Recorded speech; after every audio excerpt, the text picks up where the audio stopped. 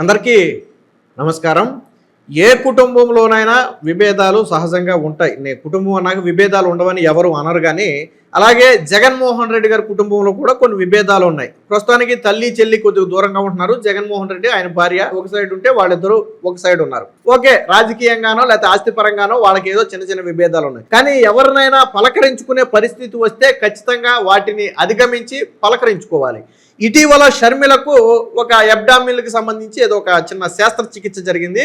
ఆవిడ కోలుకుంటున్నట్టుగా స్వయంగా social media వేదికగా ఆవిడే ప్రకటించడం కూడా జరిగింది. సో ఎవరు కంగారు పడద్దు, నేను ఫుల్ ఫైన్ సర్జరీ విజయవంతంగా జరిగిందని చెప్పి సోషల్ మీడియా వేదికగా ఆవిడ చెప్పిన తరువాత అనేక మంది రాజకీయ ప్రముఖులు, ఈవెన్ ముఖ్యమంత్రి చంద్రబాబు గారు, అలాగే నారా లోకేష్తో పాటు వివిధ పార్టీలకు చెందిన వారందరూ కూడా షర్మిల త్వరగా కోలుకోవాలని చెప్పి సోషల్ మీడియా వేదికగా ఆకాంక్షించడం జరిగింది.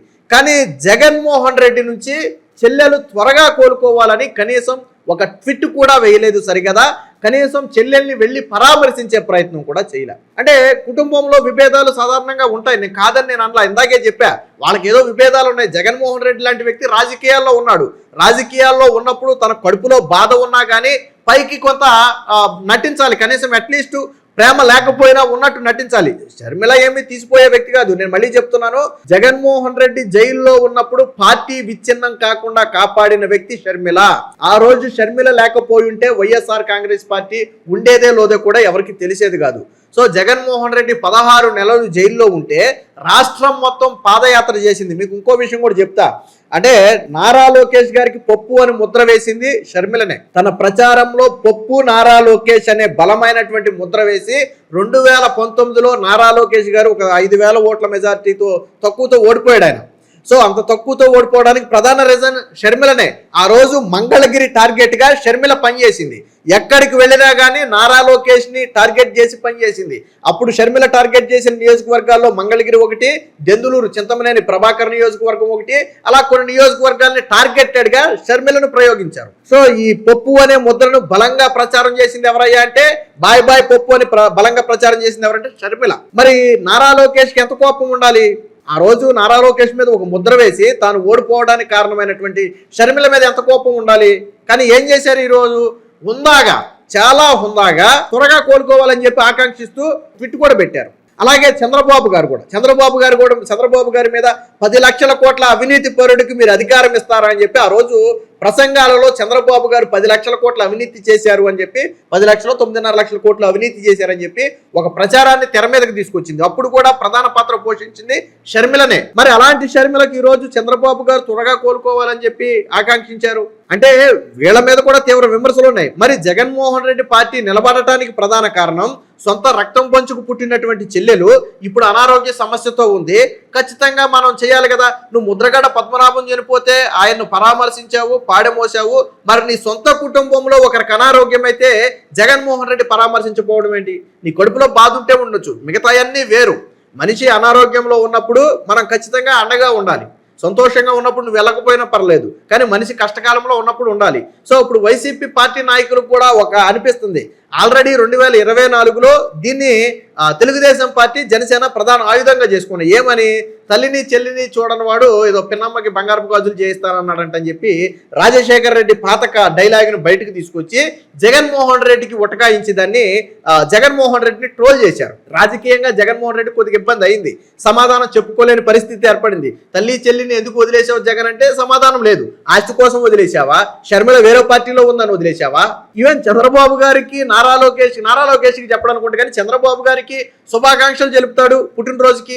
అలాంటిది సొంత చెల్లి ఈ రోజు అనారోగ్యంతో బాధపడుతుందని తెలిసి రాష్ట్రంలో ఉన్న ప్రముఖ రాజకీయ నాయకులందరూ కూడా త్వరగా కోలుకోవాలని ఆకాంక్షిస్తే జగన్మోహన్ రెడ్డి అట్లీస్ట్ నువ్వు వెళ్ళకపోతే వెళ్ళకపోయావు, సోషల్ మీడియా వేదికగా చెల్లి షర్మిల త్వరగా కోలుకోవాలని ఆకాంక్షిస్తున్నానని ఒక ట్వీట్ పెట్టుంటే ఎంత బాగుండేది.